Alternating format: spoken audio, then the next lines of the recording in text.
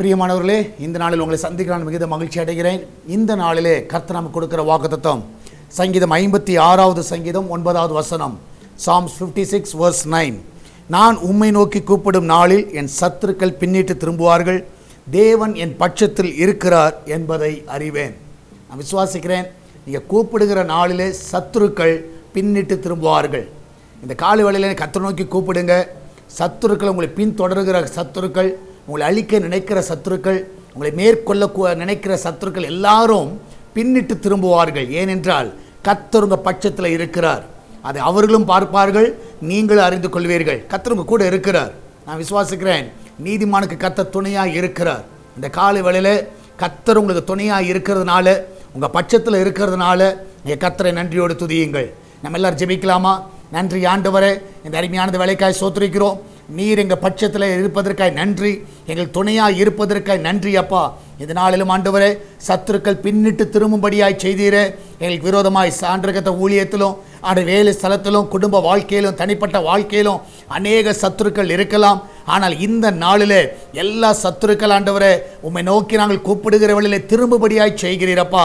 இந்த நாளிலே எல்லாரையும் திருப்புவதற்காய் நன்றி. விசேஷமாய் இந்த நாளிலே தேவனுடைய கரம் எங்கள் கூட இருக்கிறீர் என்பதை நாங்கள் அறிந்து கொள்ள கிருபை தந்தீரே. அதற்காக நன்றி செலுத்துங்கப்பா. வேலைக்கு செல்கிற பிள்ளைகள், வீட்டில் இருக்கிற பிள்ளைகள், படிக்கிற பிள்ளைகள் எல்லாரையும் காத்துக்கொள்ளுங்க. என்னால் தாவே அவர்களுக்கு எல்லாம் ஸ்கூலுக்கு நல்ல அட்மிஷன் கிடைக்க செய்யுங்க, நல்ல விரும்பின கோர்ஸ் கிடைக்க செய்யுங்க.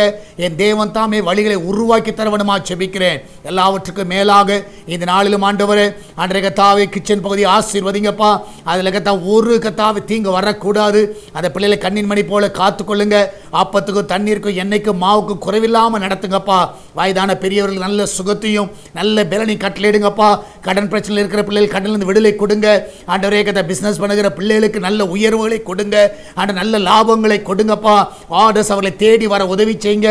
எல்லாவற்றுக்கும் மேலாக ஆண்டவரே, சுகப்பிரசவத்துக்காய் போகிற பிள்ளைகள் நல்ல சுகத்தோடு பிள்ளை பெற்றெடுக்க உதவி செய்யுங்க ஆண்டவரே. இன்றைக்கு போகிற பிள்ளைகள் ஜெயத்தோடு திரும்பி வர உதவி செய்யுங்கப்பா ஆண்டவரே. அது மாத்திரமல்ல ஆண்டவரே, வெளிநாட்டில் இருக்கிற பிள்ளைகள் அவர்களை சுகமாய் தங்க பண்ணுங்க. அந்த தேசத்தில் அவர்களை சமாதானமாய் காத்துக்கொள்ளுங்க. அந்த தேசத்தில் அவர்களை சுகமாய் கத்த வழி நடத்தோடுமா செபிக்கிறேன்ப்பா ஆண்டவரே. இதனால சால்வேஷன் டிவிக்காக ஜெபிக்கிறோம். அவருடைய தேவைகள் எல்லாம் சந்திங்கப்பா. இதனாலே கத்தாவே ஆண்டவரே, கத்தாவே ஜனங்களுக்கு ஊழியத்துக்கு தாராளமாய் கொடுக்க எழுப்புவீராக. தேவைகள் எல்லாம் அற்புதமாய் சந்திப்பீராக. இதுவரைக்கும் நடத்துவது எல்லா பாதைகளுக்காய் நன்றி அப்பா. நீர் அதிசயமானவர் என்பதை நாங்கள் பார்க்கணும், அற்புதமானவர் என்பதை நாங்கள் பார்க்கணும் ஆண்டவரே. அதனுடைய தேவைகள் எல்லாம் சந்தித்து ஆண்டவரே, லைசன்ஸ் தேவைகளை சந்திங்க ஆண்டவரே, சேட்டலைட் தேவைகளை சந்திங்க. ஒரு குறைவில்லாமல் நடத்துங்கப்பா. மகிமையான காரியங்களை செய்யும். இயேசுவின் நாமத்தில் ஜெபிக்கிறோம் எங்கள் அன்பின் பரலோக பிதாவே. ஆமென், ஆமென்.